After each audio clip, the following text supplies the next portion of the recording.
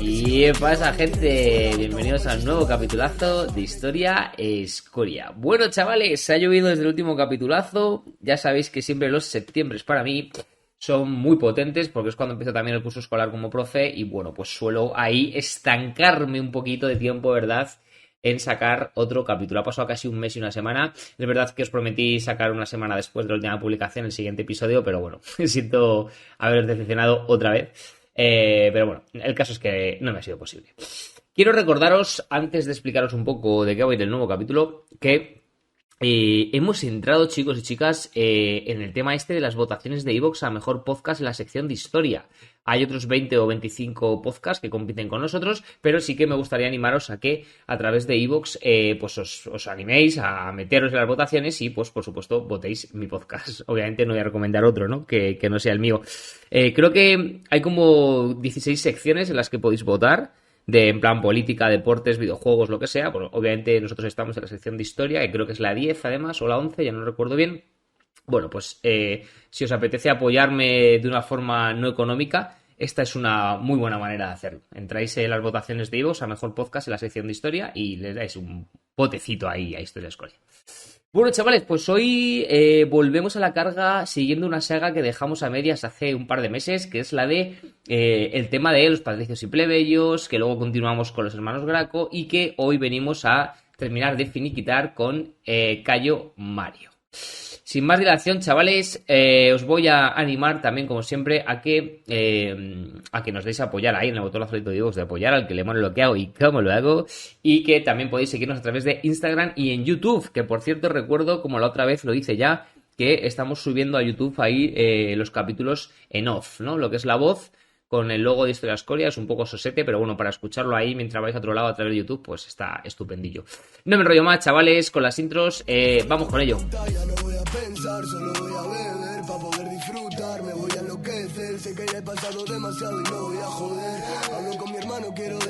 Bueno, pues bienvenidos a este nuevo capitulazo sobre Cayo Mario.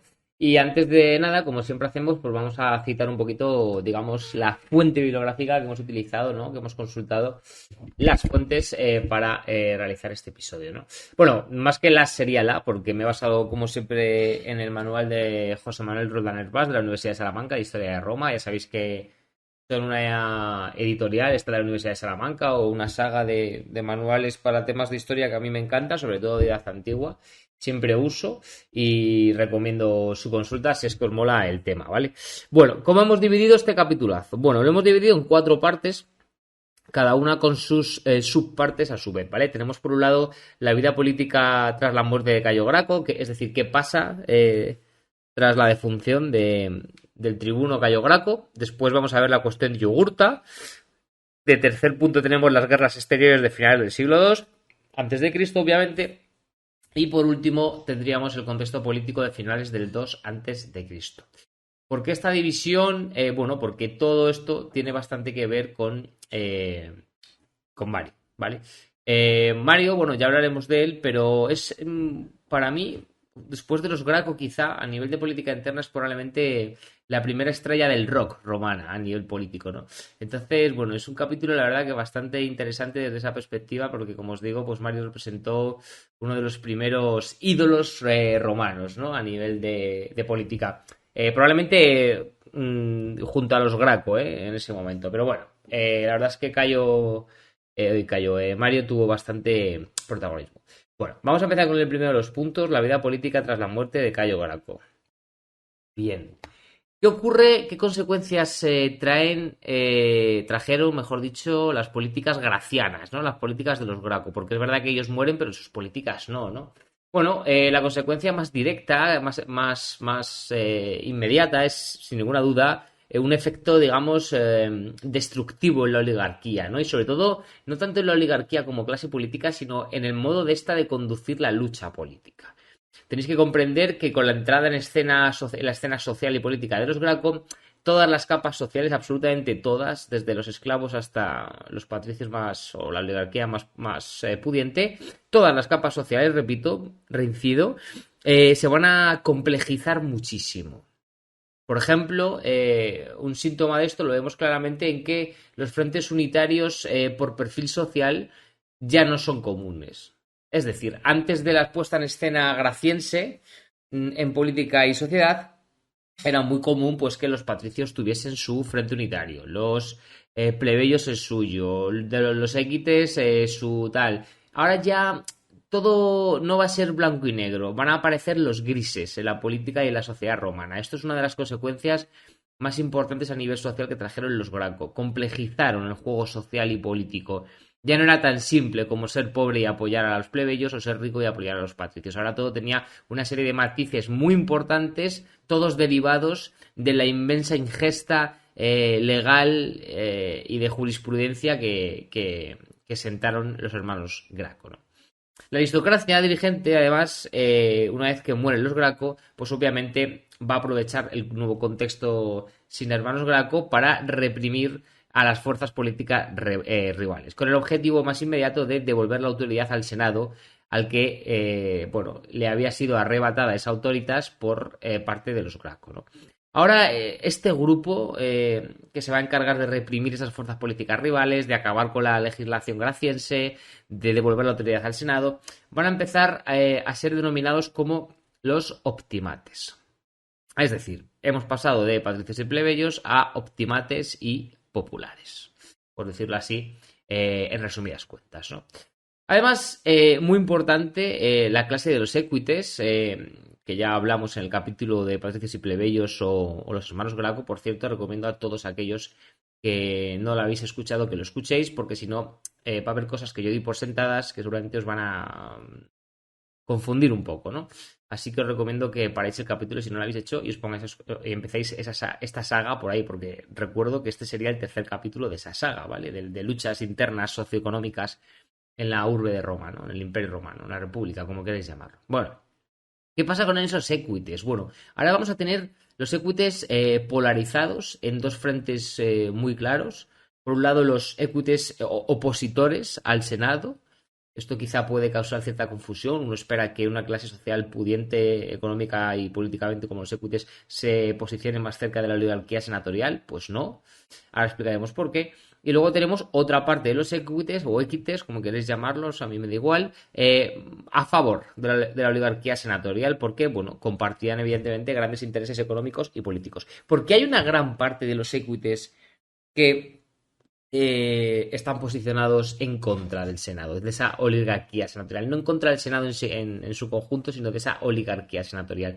Bueno, tiene mucho que ver precisamente con Cayo Graco y esa lex judiciaria del 123 a.C., donde, si recordáis, como comentamos en aquel capítulo, pues Cayo Graco, en un intento, bueno, en un éxito, diría, más que un intento, de atraer el capital de los equites, les otorgó el control de los tribunales, relevando de este a los senadores. Por lo tanto, hay una gran parte de los equites que se sintió valorada, se sintió importante políticamente con los Graco y, bueno, pues le debe ese favor moral, ¿no? Y entonces, por eso hay una gran parte de los equites que aún, a pesar de haber muerto Cayo, pues sigue apoyando la cultura graciense, ¿no? Digamos, la marca social de los hermanos. El pueblo, por su parte, a la vez que pasa algo parecido como con los equites, ¿no? Pues, aunque pudiera parecer que por coherencia económica debieran de estar más próximos a los populares, pues no es del todo así. Hay una parte del pueblo que va a apoyar a los optimates y una otra parte que va a apoyar a los equites. ¿Por qué hay una parte que apoya a la oligarquía, a esos optimates? Bueno, pues es muy lógico también. Tened en cuenta que las clases menos pudientes pues mantienen fuertes lazos de dependencia con esa aristocracia senatorial. Estos lazos de dependencia van a funcionar como herramienta manipulativa para que esa oligarquía senatorial, denominada ahora optimates, utilice al pueblo en función de sus intereses en la asamblea y en otras magistraturas para sacar pues leyes políticas y demás interesantes para la causa optimate. Aunque, como es lógico, hay una gran parte de ese populacho, de ese pueblo, de esos populares que no tiene intereses comunes con esa oligarquía senatorial y por lo tanto no la va a apoyar, ¿no? Tenemos un poco las dos vertientes. ¿En qué se diferencian fundamentalmente? Bueno, hay grandes diferencias y es complicado generalizar, a mí no me gusta hacerlo, etiquetarse es limitarse, ¿no? Pero sí que es cierto que hay una gran, digamos, rasgo común entre la plebe urbana y rural. Es decir, la plebe urbana va a tirar más por un lado y la rural por otra. Vamos a ver cómo en un futuro cercano, a lo que os estoy contando justo ahora, la plebe rural va a tirar más hacia el lado popular, mientras que la plebe urbana un poquito más quizá hacia el lado optimate. ¿Por qué? Bueno, a esa la rural a la que más le afectan los cambios económicos y sociales y la que peor lo está pasando, entonces pues van a tener diferentes intereses, ¿no? La plebe urbana y rural. Y en función de esos intereses van a apoyar en esta pugna a optimates o populares. Que recordar son los dos poderes que quedan, o más que poderes, las dos corrientes sociales y políticas que quedan en Roma más comunes tras la muerte de los hermanos Graco y que ambas fuerzas, culturas, corrientes, formas de entender la realidad van a pugnar entre ellas para ver quién se queda con el pastel de Roma. Tampoco podemos hablar de frentes comunes porque, como os digo, no solo se complejiza o se complica, mejor dicho, los apoyos o la sociedad romana, sino también pues la política, ¿no? Lo que sí es evidente es que los populares pues son personalidades de la aristocracia pues que están enfrentados a sus iguales, optimates, pero luchan pues, como diríamos hoy en día, por la causa más del pueblo, ¿no? Por lo tanto, tendríamos a la aristocracia controlando todos los órganos políticos de Roma y dividida entre optimates que van a velar más por los intereses de la oligarquía, de la aristocracia, y por otro lado enfrentados a ellos los populares, que en un principio no son menos en cantidad ni nada, que van a velar más por los intereses de las clases más populares. Y luego tenemos a la plebe urbana y rural, pues apoyando a unos u otros en función de sus intereses. Como veis, es lo que os decía al principio. La situación no es tan simple como en patricios y plebeyos, ¿no? Que decíamos, los pobres apoyan a estos y los ricos a los patricios. Bueno, no es tan simple. Aquí hay matices interesantes. Es el primer momento de Roma, bueno, no el primero, pero el más destacado, en el que aparecen los grises a nivel social y político y es interesante comentarlo, ¿no? Y esto es todo provocado por el efecto dominó surgido de la muerte de Cayo Graco, ¿no? Bien, ¿qué hace el Senado a nivel ya más práctico tras la muerte de Graco? Bueno, pues tras la muerte de Cayo, una de las primeras cosas que hacen es intentar recuperar la antigua potestad de esos optimates para con el Senado. Y el primer objetivo, sin ninguna duda para ello, para poder conseguir esa recuperación de autoritas, es liquidar la reforma más importante de los hermanos Graco, que no es otra que la reforma agraria. Si escucháis el capítulo de nuevo vais a ver que ese capítulo está centrado en su 60% de contenido en la reforma agraria porque fue sin duda el elemento más importante que los hermanos Graco trajeron a la sociedad romana y fue un elemento popular, ¿no? Pues los optimates obviamente van a atacar la joya de la corona del gobierno graciense que fue la reforma agraria, ¿no? Y lo que les dio además la fama, la moral, el apoyo del pueblo, ¿no? Así, en el 121 a.C., se va a suprimir, esto es un golpe directo a esa reforma agraria, la inalienabilidad de los lotes de tierra que los Graco habían, digamos, nacionalizado en términos modernos para luego repartir, ¿no? ¿Qué significa inalienar? Que es algo que, oye, no doy por sentado que sabéis, pero no tiene por qué y no pasa nada. Bueno, pues básicamente que no se pueden enajenar. ¿Y qué significa enajenar? Pues enajenar es, vender, ceder o, digamos, donar el derecho que se tiene sobre un bien o tierra, ¿no? Pues a partir de ahora, los Graco habían conseguido inalienar esos lotes de tierra que consistían básicamente en ser repartidos entre los populares. Bueno, pues ahora, digamos que el Senado le va a quitar esa protección legal a esos lotes de tierra para poder especular con ellos. Esto, como os podréis imaginar, va a traer como consecuencia, de nuevo, una concentración de propiedades entre los optimates, que al fin y al cabo es a lo que aspiran, obviamente. Aparte de esta, que sería la legislación más fuerte que sacan para atacar esa reforma agraria graciense, van a sacar otras leyes también que impiden, pues, por ejemplo, la distribución de ajer públicos, que van a garantizar la perpetuidad de la posesión de las tierras del Estado para que no venga otro tribuno de la plebe a quitarlas y a repartirlas, ¿no? Y, por ejemplo, la posibilidad de convertir en propiedad privada las parcelas repartidas por los triunviros, que fueron los encargados de gestionar esas reparticiones de tierra, ¿no? Bueno, esto sería un poco qué ocurre a nivel político y social, todo lo que os acabo de contar, tras inmediatamente, digamos, tras la muerte de los hermanos Graco. Pero aún no hemos hablado de Mario, aunque el capítulo es de Mario. ¿Cómo es que Mario llega a la escena política y social romana? Bueno, para entender cómo Mario da ese salto al prime time romano, ¿vale? Al streaming romano, que diríamos hoy en día, ¿no? Hay que entender algo que se conoció en Roma como la cuestión de Yugurta. Y es que ya vemos que, bueno, a nivel interno la situación político y social pues está claramente deteriorada, ¿no? Vemos que hay muchas tensiones, muchos grises, muchos matices, nadie se casa con nadie, no hay frentes unitarios, bueno, no hay tranquilidad o paz. Tampoco hay un enemigo externo, ¿no? Que nos haga unirnos y dejar nuestras diferencias de lado, que es algo que suele ser muy común a los periodos de inestabilidad interna, ¿no?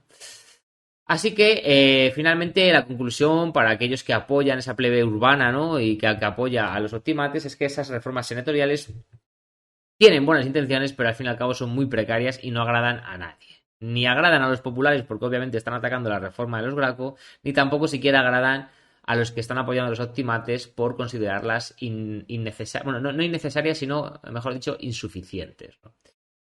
Finalmente, a todo esto sumémosle que si a nivel interno todo está mal, a nivel externo todo se va a desbordar.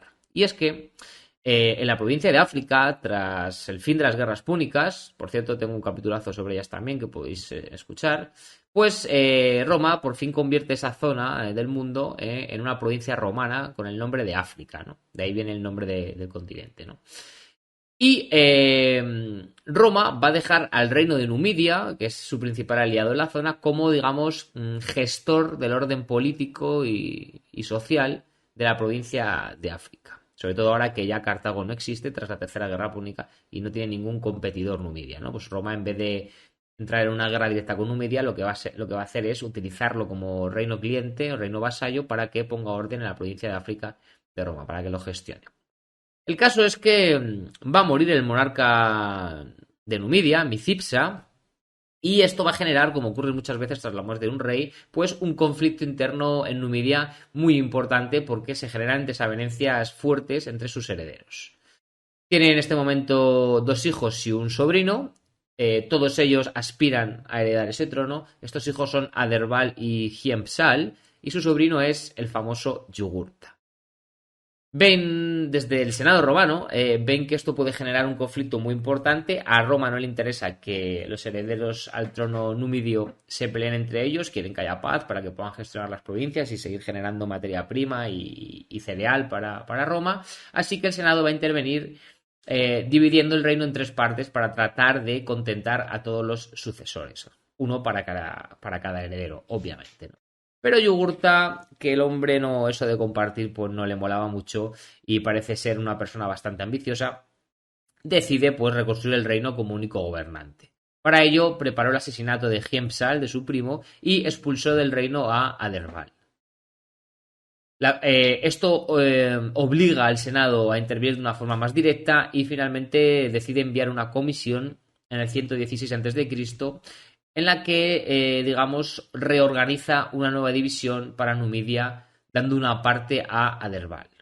Yugurta, que por cierto tenéis que saber que es apoyado por parte de la aristocracia senatorial optimate, no por la popular, va a hacer caso omiso completamente de esta mediación romana y en el 113 va a decidir invadir los dominios de Aderbal, obligándole a encerrarse en la capital, en Cirta. El Senado va a intentar mediar de nuevo, enviando una nueva embajada, pero a Yugurta se la suda, amigos y amigas, y va a terminar por asaltar la capital. Esto va a traer como consecuencia el asesinato de todos los defensores que estaban en Cirta y esto incluye al propio Aderbal y, lo más importante para los romanos, a un montón de itálicos comerciantes que estaban allí instalados, pues era una ciudad muy próspera en este momento. Tras esto, tras ver cómo Yugurta rechaza los consejos senatoriales no una vez sino dos, y encima sumémosle que se acaba cargando a Aderbal y, lo más importante, está matando a romanos, pues la guerra se va a hacer inevitable, ¿no? Así que Roma decide finalmente enviar un ejército consular al mando del cónsul, obviamente, Lucio Calpurnio Bestia. Parece que esto convence a Yugurta para alcanzar la paz, pues en este momento Yugurta tampoco tiene un interés increíble en pelear con Roma, él ya tiene su reino para él solo. Pero lo que es cierto es que la forma de alcanzar la paz es una forma de la que sale más beneficiado Yugurta que Roma. Y esto, como os podéis imaginar, pues va a generar un malestar muy importante en el Senado, pues se empieza a ver que puede haber una sospecha de corrupción. Pues como os decía, Yugurta era aliado de los optimates que formaban el Senado. El tribuno de la plebe Cayo Memmio va a impedir la ratificación oficial de la paz en el Senado con su derecho de veto, como tienen los tribunos de la plebe, tal y como contamos en ese capítulo del conflicto valdecio-plebeyo, y va a promover una investigación sugerida precisamente por esas sospechas de corrupción, ¿no? E incluso va a llegar a requerir la presencia del propio Yugurta en el Senado de forma física. Sin embargo, la investigación es cortada de raíz por un veto de otro tribuno de la plebe que estaba claramente vendido y financiado por el Senado, y se va a impedir la interrogación senatorial a Yugurta de forma física. Como veis, antes de seguir, los romanos eran unos genios, ¿no? Respecto a la corrupción, a, digamos, pagar por debajo a puestos importantes de la política romana para que interviniesen en favor de unos o de otros. Bueno, esto no lo hemos inventado nosotros, los españoles o los italianos o los americanos. Esto lo inventaron los romanos hace ya miles de años, ¿no? El problema finalmente va a explotar por completo, en parte por la actitud sanguinaria e irreductible de Yugurta, como también, por qué no decirlo, por los intereses personales del Senado. Y la guerra se va a acabar reanudando en el 110 a.C. después de este pequeño break. Pero las fuerzas que envía Roma acaban por capitular porque esos comandantes que mandan liderando estos ejércitos romanos pues son bastante ineptos. Hay que pensar cómo digiere todo esto el pueblo romano. Pensad que Yugurta se está riendo de Roma, no una vez sino dos con esas embajadas, luego mata a romanos en Cirta, luego hace una paz de la que sale claramente beneficiado, y por último Roma ya declara la guerra, envía ejércitos y Yugurta vence a esos ejércitos. O sea, pensad el bochorno que esto podía suponer que un reino cliente como Numidia estuviese pues haciendo frente a Roma, ya no solo políticamente sino también ya militarmente. La indignación es total y por tanto el tribuno Cayo Mamilio Ley Mamilia en el 109 a.C. va a suscitar que se genere un tribunal especial compuesto de caballeros para investigar delitos de soborno e incompetencia para esos magistrados que habían sido encargados de dirigir esa guerra, ¿no? Y aquí ahora, señores, es cuando va a hacer la aparición Mario en escena. En el 109 a.C. hay elecciones consulares. Uno de los cónsules que sale victorioso es el cónsul quinto, Cecilio Metelo, que es el líder de la facción poderosa del Senado, un general muy experimentado. Y este Cecilio Metelo va a encargar la conducción de la guerra en África, le va a dar el puesto de legado, que era el militar más importante de una legión, a, señores y señoras, Cayo Mario. Es el momento en el que hace su aparición en la escena romana nuestro querido Mario. Y con esto pasaríamos al siguiente punto de Mario y las guerras exteriores de finales del siglo II a.C. La popularidad de Mario. Vale. Tenéis que pensar que Mario viene de una familia completamente desconocida, pero que tenía lazos de clientela precisamente con los metelos, con ese cónsul del que hablamos antes. Su carrera política, antes de ser elegido como legado del ejército de África para vencer a Yugurta, era de haber sido pretor en el 115 a.C., que ya era una magistratura muy importante del cursus honorum, aunque no la más, que eso era el consulado, ¿no? Y también, además, se le había sido entregado el gobierno de Hispania Ulterior en el 114 a.C., un puesto también de relativa importancia para venir de una familia poco agraciada o poco importante. Finalmente, en el 109 a.C., como os decía, se le proclama el legado del ejército de África a las órdenes de Metelo. Quizás pueda sonar que esto sea un puesto de menos importancia con respecto a los anteriores, pero realmente aquellos romanos que querían destacar políticamente tenían que conseguir alguna hazaña militar, ¿no? Esto lo sabemos muy bien viendo, por ejemplo, las hazañas de César, ¿no? De Julio César o de Octavio Augusto. Bueno, Metelo trataba de acabar lo antes posible la guerra y su objetivo era, sin ninguna duda, contentar a los grupos de poder económicos romanos. O sea, Metelo estaba más preocupado con acabar la guerra para que le diesen palmaditas en la espalda los optimates que en acabar la guerra porque era bueno y coherente para el Imperio Romano, ¿no? La República Romana. Mario, muy inteligente, va a utilizar precisamente esta impaciencia de los grupos de poder romanos por acabar la guerra para enquistar el conflicto realzar su figura política ensombreciendo la de Metelo. Es decir, va a intentar que dure todo lo posible para poder explayarse a gusto en la guerra, ¿no? Para poder brillar todo lo que él necesite. Subimos además que Mario, esto no lo he contado, pues había gozado de muy buena popularidad entre la plebe y los soldados y había prometido acabar con el conflicto. En el 107 a.C., Mario además va a lograr su nombramiento como cónsul, esto ya es un paso de gigante, y un decreto de la Asamblea Popular le va a otorgar todos los mandos y poderes en la guerra contra Yugurta. Esto representa claramente una intromisión en contra del Senado, que pensemos era el organismo tradicional para tratar los asuntos exteriores. Es decir, estamos diciendo que a Mario se le nombra como cónsul y que un decreto de la Asamblea, no del Senado, de la Asamblea, un decreto de la Asamblea Popular le va a otorgar todos los mandos y poderes de guerra contra Yugurta.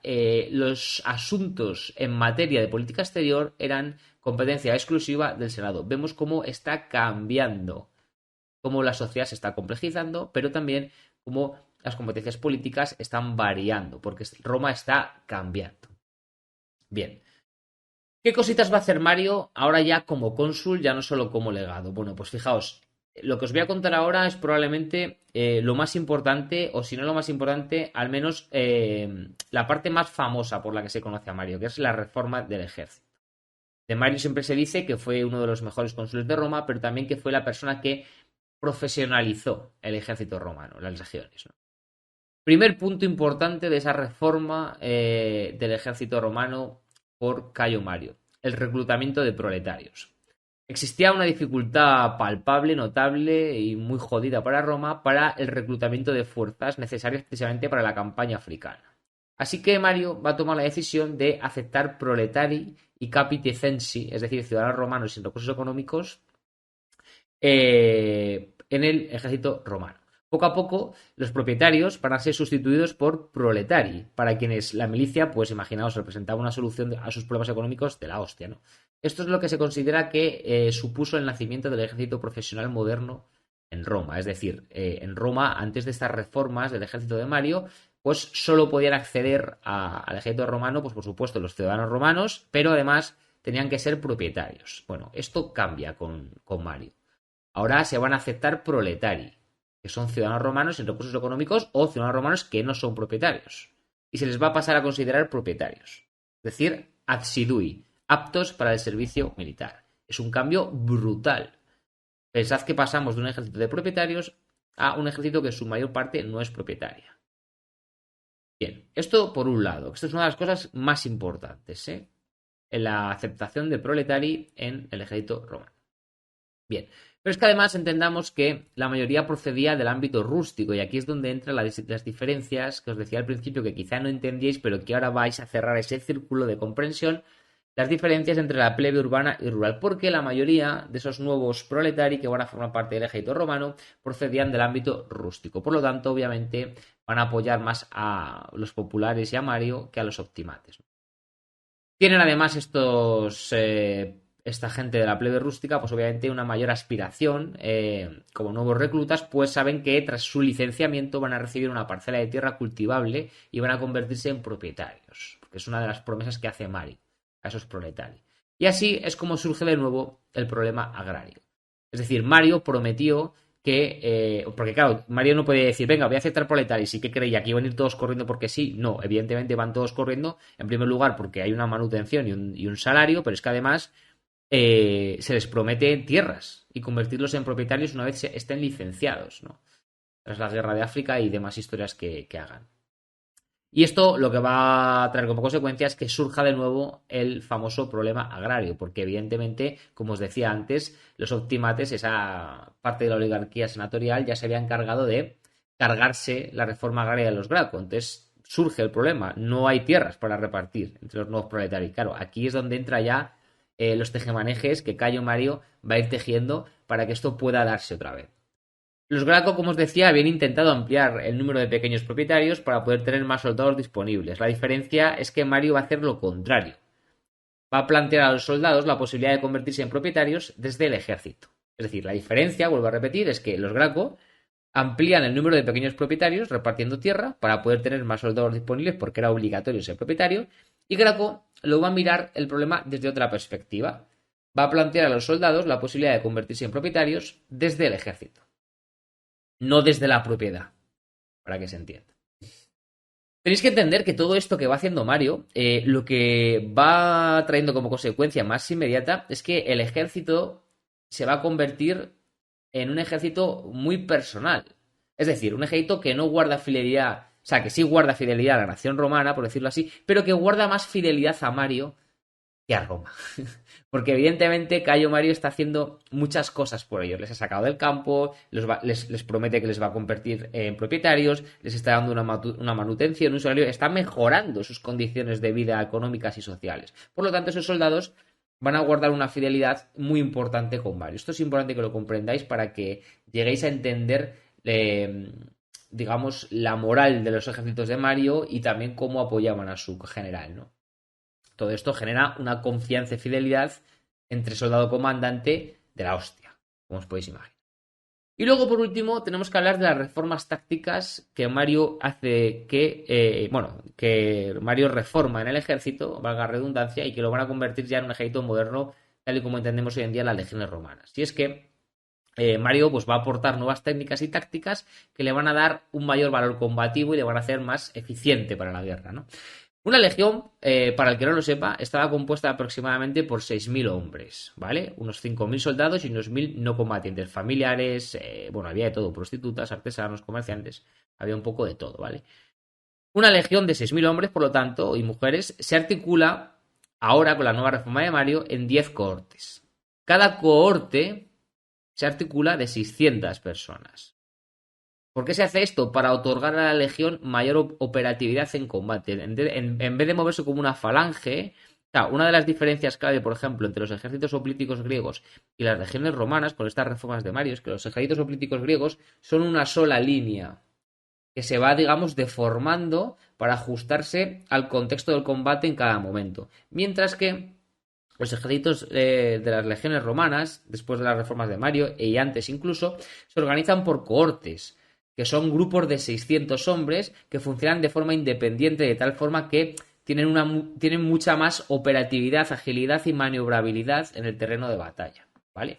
Por lo tanto, lo que decía, a partir de ahora, con estas reformas de Mario, tenemos las legiones formadas por 6.000 hombres, esa legión de 6.000 hombres dividida en 10 cohortes, cada cohorte compuesta por 600 hombres, y muy importante entender que las cohortes se llamaban pues cohorte 1, cohorte 2, cohorte 3, y que la 1, la 2 y la 3 van por orden jerárquico, es decir, la cohorte más importante, donde están los mejores veteranos, es la 1, luego la 2, la 3, y así sucesivamente, ¿no? Luego las cohortes, a su vez, compuestas por 600 hombres, se dividen esos 600 hombres en 6 centurias, que como su propio nombre indica, son grupos, agrupaciones de 100 personas, de los que suelen ser unos 80 combatientes y 20 no combatientes. Cada una de esas centurias está dirigida por un centurión. Y las centurias, a su vez, están divididas en contubernias. Las contubernias son agrupaciones de 8 hombres que son los que comparten tienda de campaña. Se considera que de 2 a 6 legiones juntas forman un ejército a partir de ahora. Y es importante, o al menos interesante, que sepáis que el centurión de la centuria 1 de cada cohorte es considerado el primus pilus, que es a la vez que el centurión de la primera centuria el comandante de esa cohorte. Es decir, al final tenemos 10 cohortes cada una con su comandante, que es el primer centurión de cada centuria de cada cohorte, y todos estos responden al legado, que en este caso era Mario, que es como el comandante de toda la legión, ¿no? Y luego y no solo de toda la legión, sino del ejército, porque luego de 2 a 6 legiones juntas forman un ejército. Bueno, pues el comandante de todo es el legado. Bien.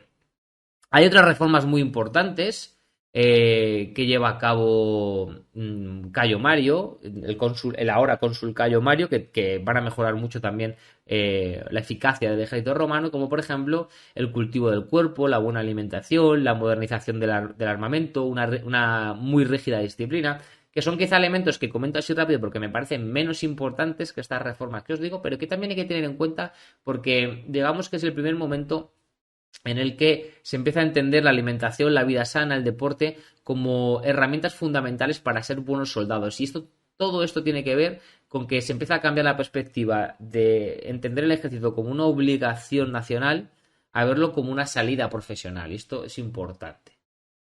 Bien.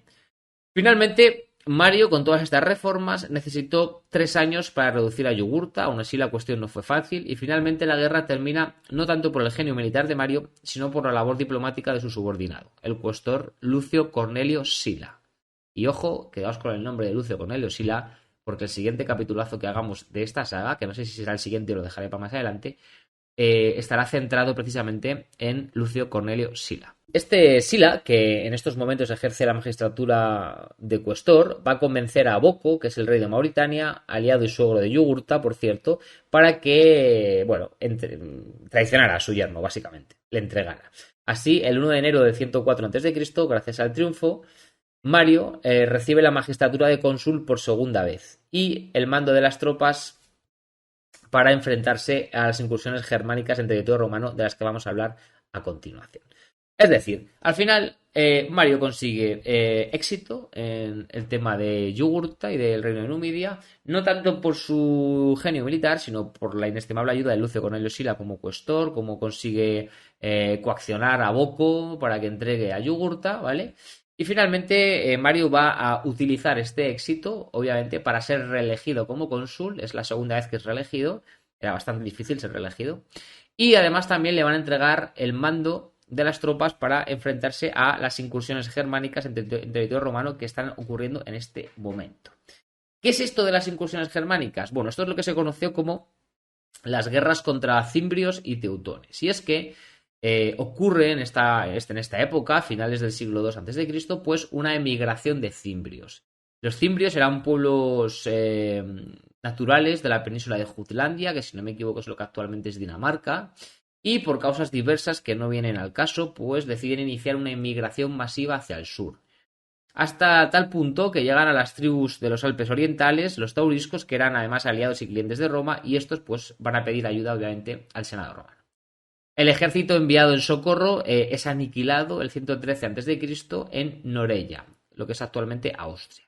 Este ejército no es todavía el comandado por Mario, esto es antes de que le sean entregado, de que este problema le sea entregado a Cayo Mario. Una vez que los germanos vencen, continúan su marcha extendiéndose por toda la Galia, ¿no? Finalmente, Roma decide seguir enviando ejércitos y van sucumbiendo uno tras otro. Veis que los romanos no siempre han sido exitosos, aunque parezca que sí. Y finalmente, en el 105 a.C., ocurre uno de los episodios más tristes de la historia romana, que es el desastre de Arausio. Y es que Roma sufre la mayor derrota hasta ese momento contra los germánicos. 2 cónsules son derrotados con sus respectivas legiones y ahora, como consecuencia, toda la Galia y la propia Italia quedan expuestas frente al enemigo. Simultáneamente, a la vez que ocurre el desastre de Arausio, es justo cuando Cayo Mario, el cónsul Mario, está volviendo triunfante de África a Roma. ¿Qué repercusiones políticas trajo para la política romana, para la redundancia, el desastre de Arausio? Bueno, pues se va a echar la culpa claramente a la aristocracia senatorial. Mario además va a utilizar sus redes clienterales populares para que esto corra como la pólvora entre el pueblo romano. En parte con razón, porque era el sector de la oligarquía que había dirigido las campañas contra los germanos, y Servilio Cepión, que es el cónsul derrotado en Arausio, va a ser juzgado y condenado. Las fuerzas antisenatoriales van a aprovechar el contexto y van a lograr poner a Mario como cónsul año tras año hasta 4 veces consecutivas. Del 104 al 101 a.C., Mario no va a dejar de ser cónsul en ningún momento. El objetivo ahora para Mario, para seguir perpetuándose, para aumentar aún más su brillo, es acabar con el peligro bárbaro. Ya os digo que no por interés propio como buen romano, sino porque está gozando ahora mismo de un momento de popularidad increíble, de la hostia, brutal. Es, como os decía, la estrella del rock ahora mismo. Ha sido elegido 4 veces seguidas cónsul, está en la cresta de la ola y sabe que si acaba con el miedo germano, pues eso va a aumentar aún más. No, es como que no ve el techo todavía, Mario. Y finalmente, pues Mario, tras el desastre de Arausio, perdón, lo estoy pronunciando mal todo el rato, es consciente, sabe que los invasores han dividido sus fuerzas. Tenemos a los cimbrios que se han ido a la península ibérica y los teutones que se van a quedar por la Galia.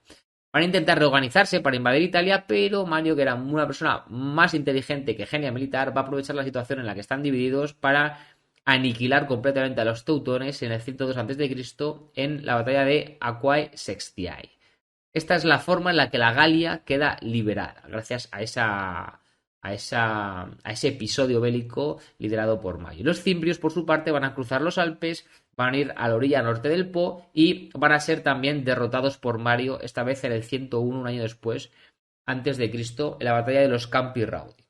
El peligro germano ha sido conjurado y Mario se convierte ahora en el héroe, ya casi un semidios, de Roma. Es incluso saludado, os digo semidios porque no estoy exagerando, es incluso saludado de forma oficial como nuevo fundador de Roma y padre de la patria, que eran los mayores títulos que Roma podía otorgar a un romano.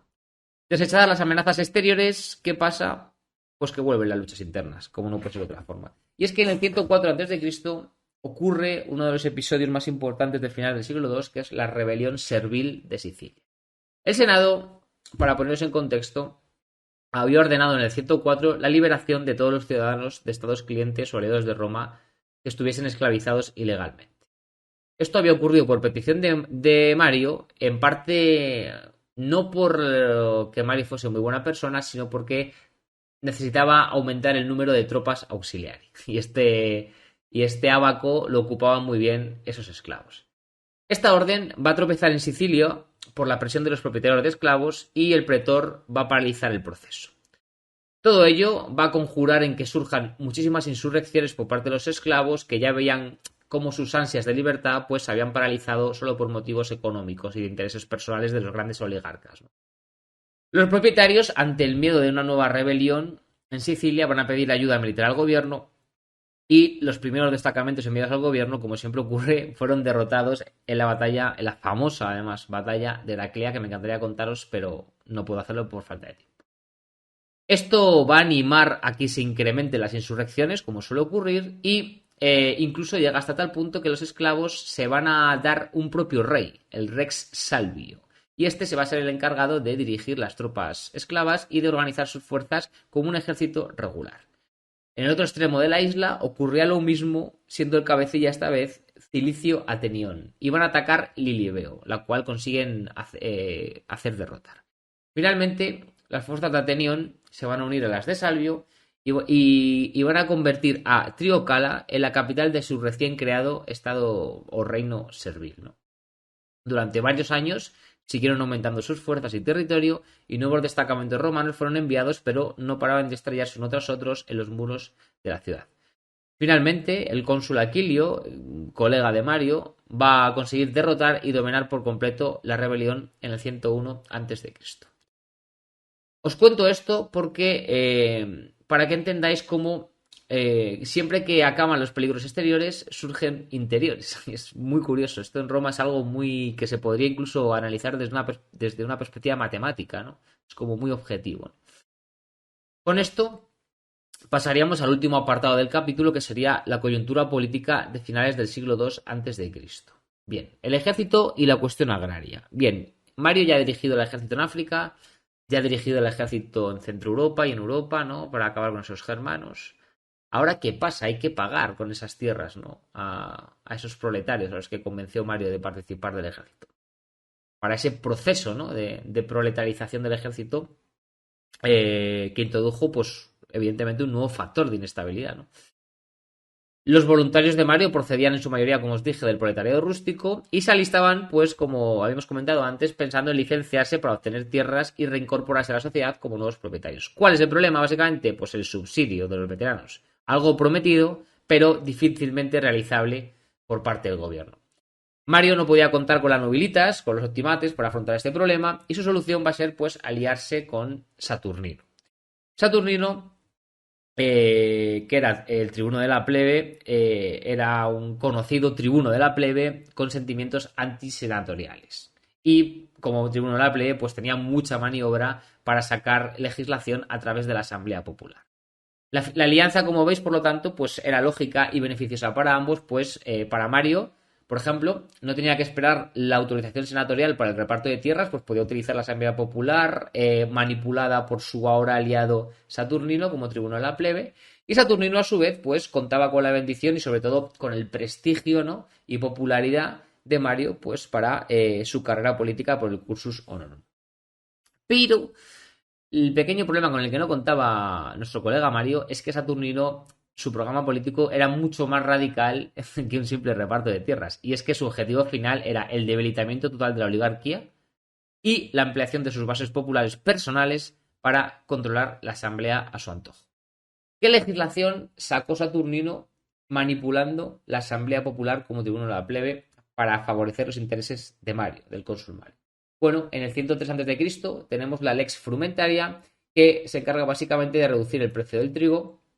¿Qué objetivo tiene esta reducción? ¿Por qué reducen el precio del trigo? ¿Porque son muy majos y buenas personas? No, porque esto beneficia directamente a la plebe urbana, que es la que más sufre el precio del trigo. ¿Cuál es el objetivo? Buscar aumentar esa base popular, que es quizá la que más enemistada está con el movimiento popular.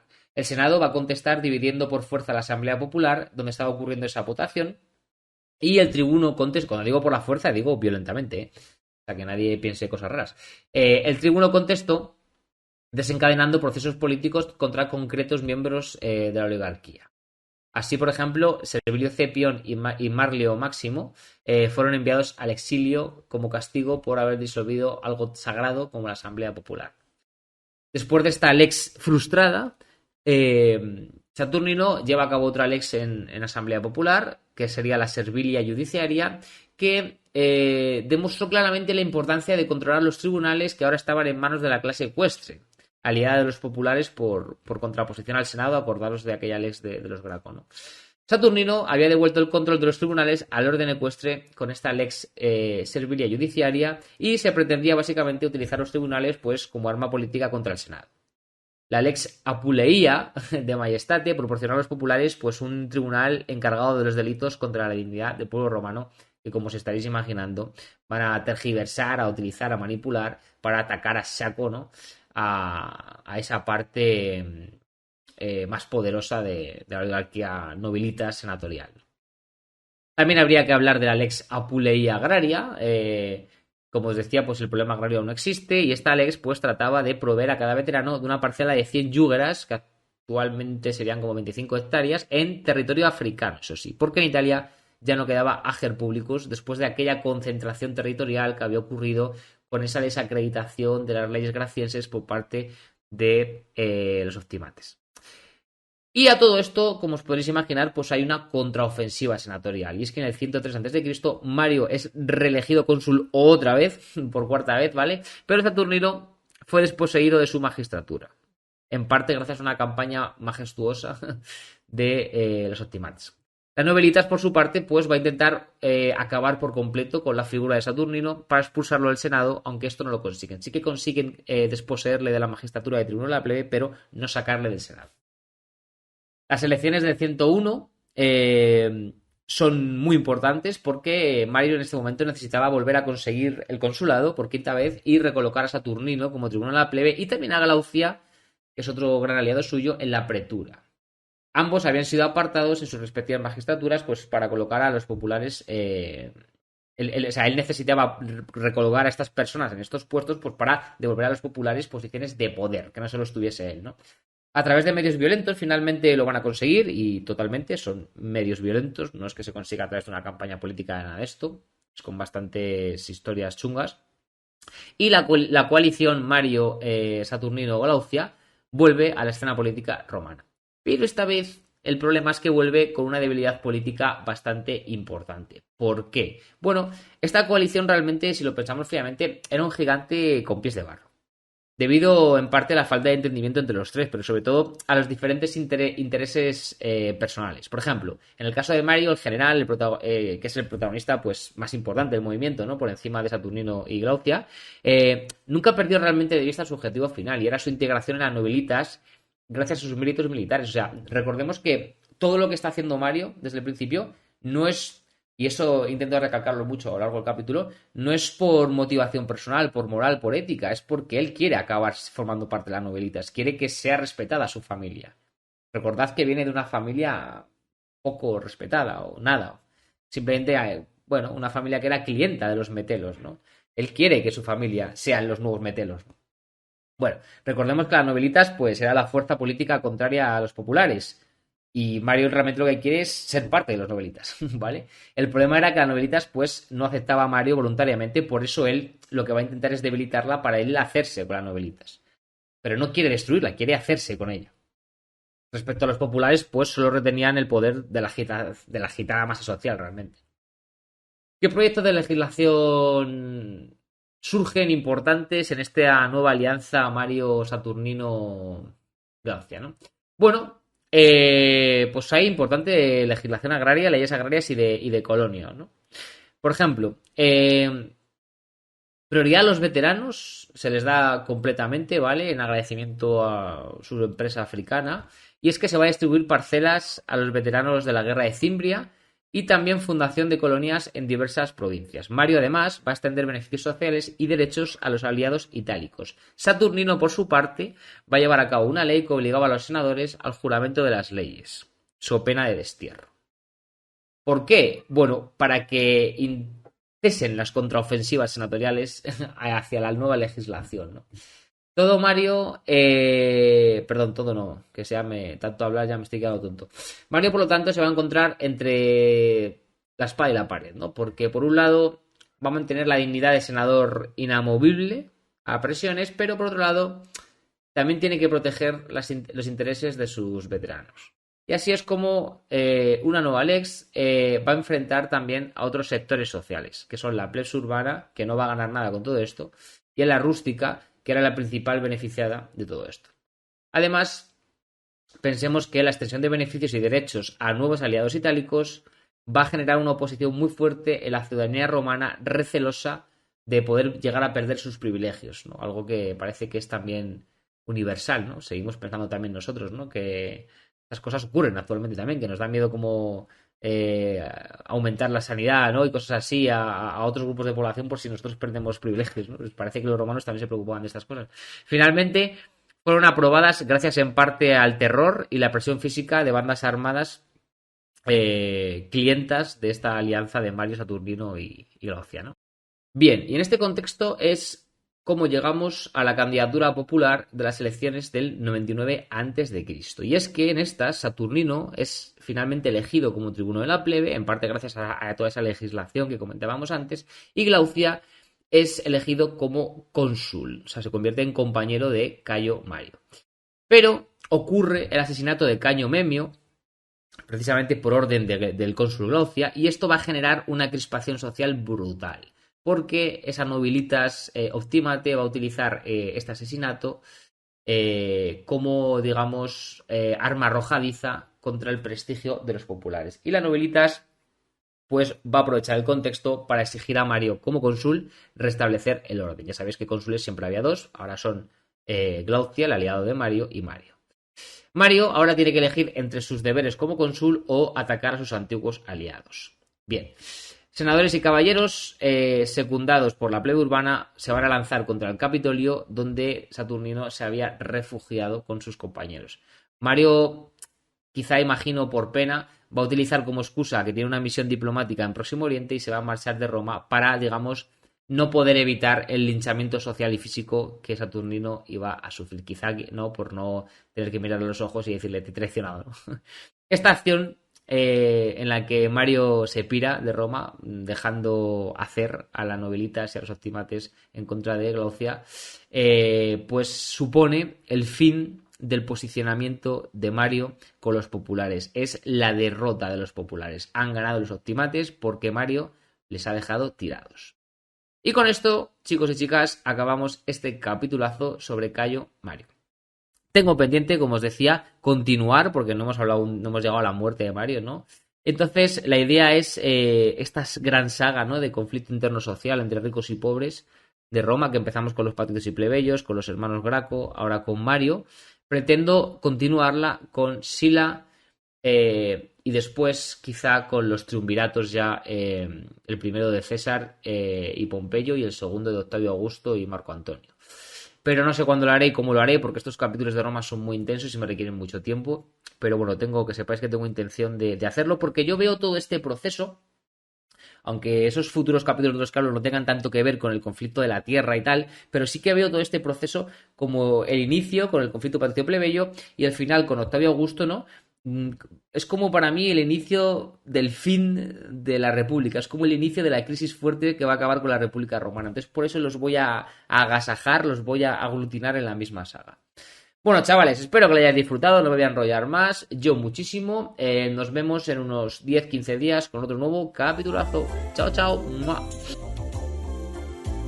Me quedan no sé cuántas paradas, por eso aquí nadie para. Y todos estos raperos se pensaban que no daba la talla. Y lo que me pasa es que jamás se le pedí a nadie nada. Y ahora saben que yo tengo la palabra dorada. ¿Qué pasó, primo? Estos Golden Words, para el que me apoyó, pero también primo para el que no creyó. El dinero y la fama es una moda pasajera, pero este sentimiento seguirá cuando me muera. Y ahora dime qué es lo que a ti te entretiene. Hay muchos que llegan pero que no se sostienen, pura esencia.